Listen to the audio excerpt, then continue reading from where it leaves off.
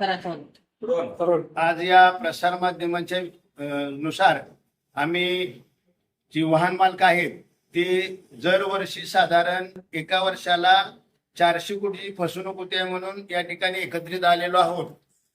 प्रत्येक कारखाना हा मुकदमाला आणि वाहन मालकाला पैसे देतो आणि वाहन मालक पुढे पैसे देतो, परंतु वाहन मालक घेत नाही ते आणि प्रत्येक वाहन मालकाची साधारण 10 लाखाची फसवणूक होती आणि सोलापूर जिल्ह्याची एकूण 400 कोटीची फसवणूक होती. आम्ही मागच्या 15 दिवसापूर्वी SP कार्यालयापुढे अन्नत्याग आंदोलन केलं, परंतु त्याचा रिझल्ट आम्हाला लेखी स्वरूपात पत्र मिळून सुद्धा झालेला दिसत नाही. कारण प्रत्येक पोलीस स्टेशनला गेल्यानंतर 420चा गुन्हा दाखल होत नाही आणि जर गुन्हा दाखल झाला असेल ह्याच्या मागणी कधी तर त्याची पोलीस स्टेशनने चौकशी केली नाही.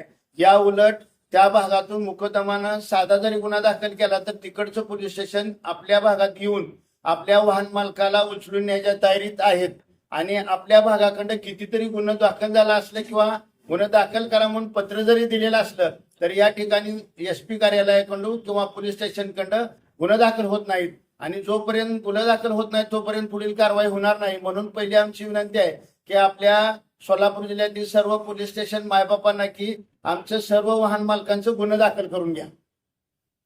पुढे काय भूमिका घेणार आता? आम्ही इथून पुढे 13 एप्रिलला SP कार्यालयापुढे अन्नत्याग आंदोलन करणार आहोत म्हणून पत्र दिलेलं आहे.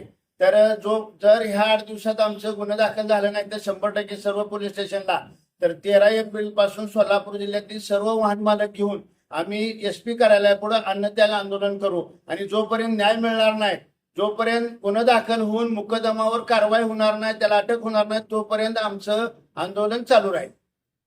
सोलापूर जिल्ह्याचा विचार केला असता ही फसवणूक किती कोटीपर्यंत जाऊ शकते? साधारण सोलापूर जिल्ह्याचा विचार केला तर जास्तीत जास्त साखर कारखाने सोलापूर जिल्ह्यात असल्यामुळे सगळ्यात जास्त फसवणूक सोलापूर जिल्ह्याची लिखित स्वरूपात होती ती 350 ते 400 कोटीची आणि अलिखित स्वरूपात होती ती 500 ते 600 कोटीची. अशी सगळ्यात मोठी फसवणूक सोलापूर जिल्ह्याची इतर जिल्ह्यातून येणाऱ्या कामगाराकडून किंवा मुकदमाकडून होते आहे. ओके.